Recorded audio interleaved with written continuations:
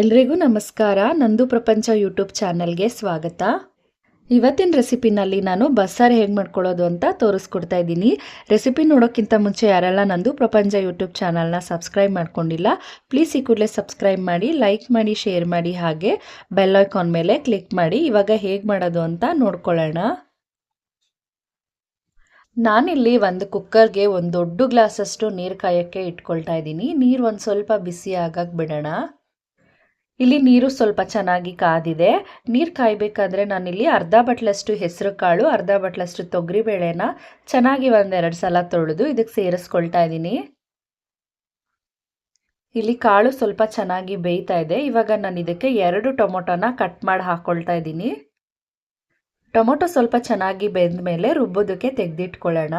ಇವಾಗ ಇದೆರಡು ಚೆನ್ನಾಗಿ ಬೇಯಕ್ಕೆ ಬಿಡ್ತಾ ಇದ್ದೀನಿ. ಒಂದು 10 ನಿಮಿಷ ಆದಮೇಲೆ ಇಲ್ಲಿ ಟೊಮೊಟೊ ಚೆನ್ನಾಗಿ ಬೆಂದಿದೆ. ಇವಾಗ ಟೊಮೊಟೊ ಮಾತ್ರ ಒಂದು ಸಪ್ರೇಟ್ ಪ್ಲೇಟ್ಗೆ ತೆಗೆದಿಟ್ಕೊಳ್ಳೋಣ. ಇಲ್ಲಿ ಕಾಳು ಕೂಡ ಚೆನ್ನಾಗಿ ಬೆಂದಿದೆ, ನೀವೇ ನೋಡ್ತಾ ಇರ್ಬೋದು. ಈ ರೀತಿ ಒಂದ್ಸಲ ಚೆಕ್ ಮಾಡ್ಕೊಳ್ಳೋಣ. ಏನಾದರೂ ಕಾಳು ಬೆಂದಿಲ್ಲ ಅನ್ಸಿದ್ರೆ ಇನ್ನೊಂದು 5 ನಿಮಿಷ ಬೇಯಕ್ಕೆ ಇಟ್ಕೋಬೇಕಾಗತ್ತೆ. ಇಲ್ಲಿ ಕಾಳು ಚೆನ್ನಾಗಿ ಬೆಂದಿರೋದ್ರಿಂದ ನಾನಿಲ್ಲಿ ಒಂದು ದೊಡ್ಡ ಬಟ್ಲಷ್ಟು ಬೆರಕೆ ಸೊಪ್ಪು ತಗೊಂಡಿದ್ದೀನಿ. ಚೆನ್ನಾಗಿ ಒಂದು 2 ರಿಂದ 3 ಸಲ ತೊಳೆದ್ಬಿಟ್ಟು ಬೇಳೆ ಜೊತೆಗೆ ಸೇರಿಸ್ಕೊಳ್ಳೋಣ. ಸೊಪ್ಪೆಲ್ಲ ಹಾಕ್ಕೊಂಡಾದ್ಮೇಲೆ ಒಂದೆರಡು ಸಲ ಈ ರೀತಿ ಚೆನ್ನಾಗಿ ಮಿಕ್ಸ್ ಮಾಡಿಬಿಟ್ಟು ಇದನ್ನು ಕೂಡ ಒಂದು 5 ನಿಮಿಷ ಬೇಯಿಸ್ಕೋಬೇಕಾಗತ್ತೆ. ಒಂದು 5 ರಿಂದ 10 ನಿಮಿಷ ಬೇಯಕ್ಕೆ ಬಿಟ್ಟಿದ್ದೆ. ಇವಾಗ ಇಲ್ಲಿ ಆಲ್ಮೋಸ್ಟ್ ಸೊಪ್ಪು ಕಾಳೆಲ್ಲ ಚೆನ್ನಾಗಿ ಬೆಂದಿದೆ. ಇವಾಗ ನಾನು ಬಸ್ಸಾರಿಗೆ ಎಷ್ಟು ಬೇಕೋ ಅಷ್ಟು ಉಪ್ಪು ಹಾಕ್ಕೊಳ್ತಾ ಇದ್ದೀನಿ. ಉಪ್ಪು ಹಾಕೊಂಡ್ಮೇಲೆ ಒಂದು 2 ನಿಮಿಷ ಬೇಯಕ್ಕೆ ಬಿಡೋಣ.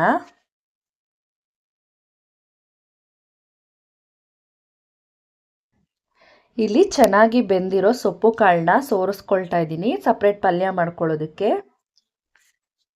ಇವಾಗ ಇಲ್ಲಿ ಬಸ್ಸಾರಿಗೆ ನಾನು ಮಸಾಲೆ ಹುರ್ಕೊಳ್ಳೋದಕ್ಕೆ ಒಂದು ಪ್ಯಾನ್ಗೆ 1 ಸ್ಪೂನ್ ಅಷ್ಟು ಎಣ್ಣೆ ಹಾಕ್ಕೊಳ್ತಾ ಇದ್ದೀನಿ. ಎಣ್ಣೆ ಒಂದು ಸ್ವಲ್ಪ ಕಾದ್ಮೇಲೆ ನಾನೊಂದು ದೊಡ್ಡ ಈರುಳ್ಳಿನ ಈ ರೀತಿ ಉದ್ದುದಾಗಿ ಹೆಚ್ಚಿಟ್ಕೊಂಡಿದ್ದೀನಿ, ಅದನ್ನು ಸೇರಿಸ್ಕೊಳ್ತಾ ಇದ್ದೀನಿ. ಹಾಗೆ ನಾನಿಲ್ಲಿ ಒಂದು ದೊಡ್ಡ ಗೆಡ್ಡೆ ನಾಟಿ ಬೆಳ್ಳುಳ್ಳಿ ತೊಗೊಂಡಿದ್ದೀನಿ, ಸಿಪ್ಪೆ ಸಮೇತ ಹಾಕ್ಕೊಳ್ಳೋಣ, ರುಚಿ ಚೆನ್ನಾಗಿರುತ್ತೆ. ಹಾಗೆ ನಾನಿಲ್ಲಿ 1 ಸ್ಪೂನಷ್ಟು ಕಾಳುಮೆಣಸು, 1 ಸ್ಪೂನಷ್ಟು ಜೀರಿಗೆ ತಗೊಂಡಿದ್ದೀನಿ, ಅದನ್ನು ಕೂಡ ಸೇರಿಸ್ಕೊಳ್ಳೋಣ. ಹಾಗೆ ನಾನಿಲ್ಲಿ 1 ಗರಿ ಕರಿಬೇವು ತಗೊಂಡಿದ್ದೀನಿ, ಅದನ್ನು ಸೇರಿಸ್ಕೊಳ್ತಾ ಇದ್ದೀನಿ. ಇವಾಗ ಇದನ್ನೆಲ್ಲ ಮೀಡಿಯಂ ಫ್ಲೇಮಲ್ಲಿ ಚೆನ್ನಾಗಿ ಹುರ್ಕೊಳ್ಳೋಣ. ಇವಾಗ ಇಲ್ಲಿ ಒಂದು 50% ಅಷ್ಟು ಎಲ್ಲ ಹುರ್ಕೊಂಡಾಗಿದೆ. ಇಷ್ಟು ಹುರ್ಕೊಂಡ್ರೆ ಸಾಕಾಗುತ್ತೆ. ಇವಾಗ ಇದನ್ನೆಲ್ಲ ನಾನು ಒಂದ್ಸಲ ಮಿಕ್ಸ್ ಮಾಡಿ ಗ್ಯಾಸ್ ಆಫ್ ಮಾಡ್ಕೊಳ್ತಾ ಇದ್ದೀನಿ. ಇದು ಕಂಪ್ಲೀಟ್ ತಣ್ಣಗಾದ್ಮೇಲೆ ರುಬ್ಕೊಳ್ಳೋಣ. ಇವಾಗ ಹುರಿದಿಟ್ಟಿರೋ ಪದಾರ್ಥ ಎಲ್ಲ ತಣ್ಣಗಾಗಿದೆ. ಒಂದು ಮಿಕ್ಸಿ ಜಾರ್ಗೆ ಸೇರಿಸ್ಕೊಳ್ಳೋಣ.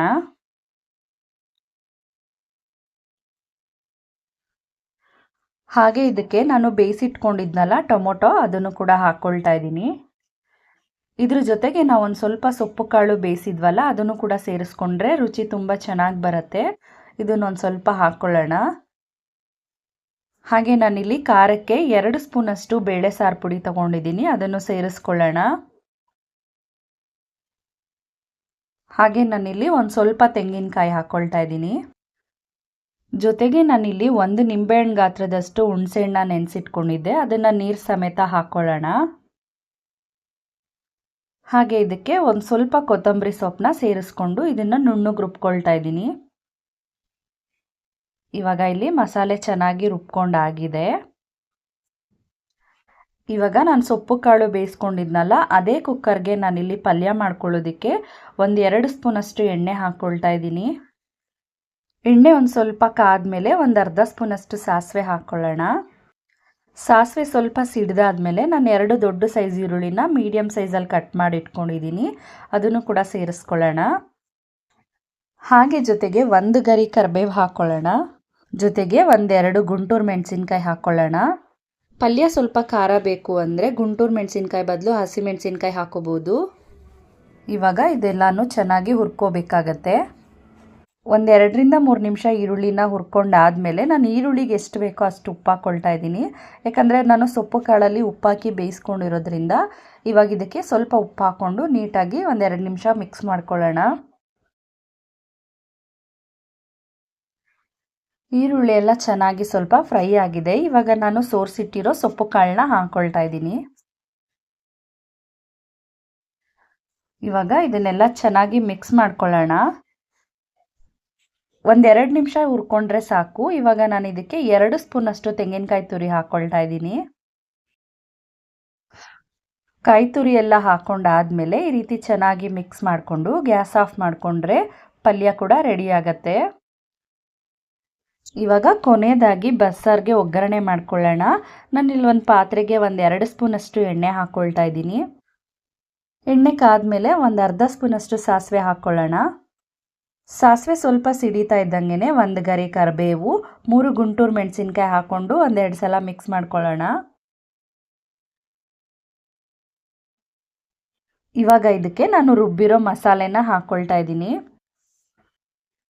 ಇವಾಗ ಇದನ್ನೆಲ್ಲ ಒಂದ್ಸಲ ಚೆನ್ನಾಗಿ ಮಿಕ್ಸ್ ಮಾಡ್ಕೊಳ್ಳೋಣ. ನಾನು ಮಿಕ್ಸಿ ಜಾರ್ಗೆ ಒಂದು ದೊಡ್ಡ ಗ್ಲಾಸಷ್ಟು ನೀರು ಹಾಕಿ ಗಲ್ವರ್ಸ್ಬಿಟ್ಟು ಸಾಂಬಾರ್ಗೆ ಸೇರಿಸ್ಕೊಳ್ತಾ ಇದ್ದೀನಿ. ಇವಾಗ ಎಲ್ಲಾನು ಚೆನ್ನಾಗಿ ಮಿಕ್ಸ್ ಮಾಡ್ಕೊಳ್ಳೋಣ. ಇಲ್ಲಿ ಒಂದು ಸ್ವಲ್ಪ ಗಟ್ಟಿ ಅಂತ ಅನ್ನಿಸ್ತಾ ಇದೆ. ಇನ್ನೊಂದು 1/4 ಲೋಟ ನೀರು ಹಾಕ್ಕೊಳ್ತಾ ಇದ್ದೀನಿ.